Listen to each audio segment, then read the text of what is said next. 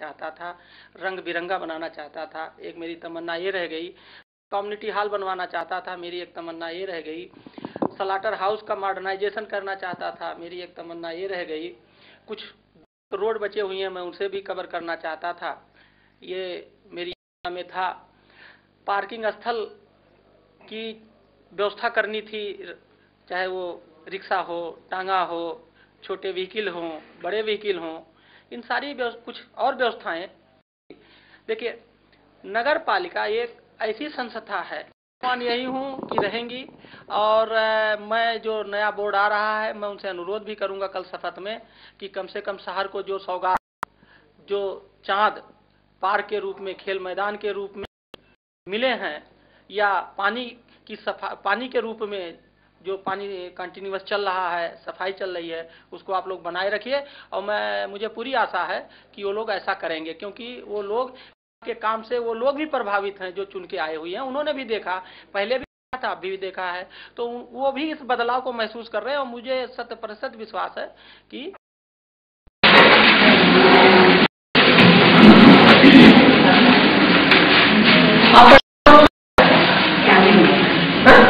तो तुम यहाँ क्यों बैठे, क्यों अटेंडेंस ले, तो मैं ये बताने की जरूरत है। आपके जो सुपरवाइजर रजिस्टर क्यों नहीं करा, वो नहीं आया, वो नहीं है।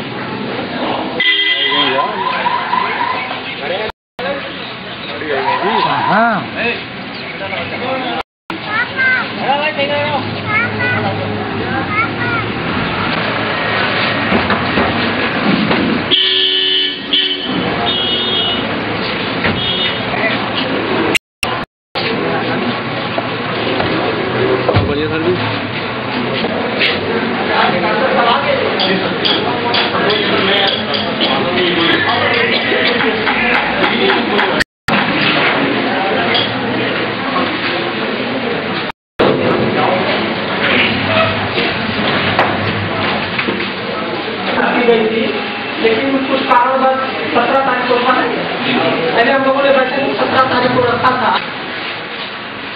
आप लोग की जो मिल गया, नहीं मिल गया, मिल गया, सब लोग अपने हाथ में दिखाइए, नहीं तो जैसा इसको मैंने पढ़ लिया। इसकी हेडिंग, पहले इसकी हेडिंग जो है, ये हेडिंग है 4 नहीं लग गया सबको, पता लग गया।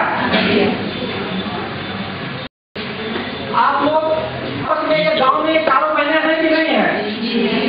ये जो 4 बहनें हैं, ये गांव में हैं कि नहीं है? मिलते जुलते हो, मिलते जुलते हो, कहाँ मिलते जुलते हो?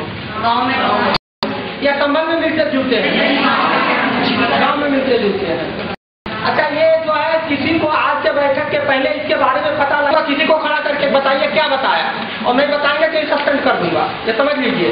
ऐसा नहीं कि आप यहाँ बैठक में शारीरिक रूप से यहाँ और मानसिक रूप से करेंगे, तो ये ध्यान रखिए।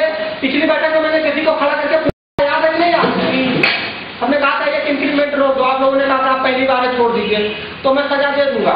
इसलिए जो बात यहाँ कही जा रही है उसको ध्यान से सुनिए, क्योंकि इसी बात को 100% गांव में जा करके आपको लागू करना है।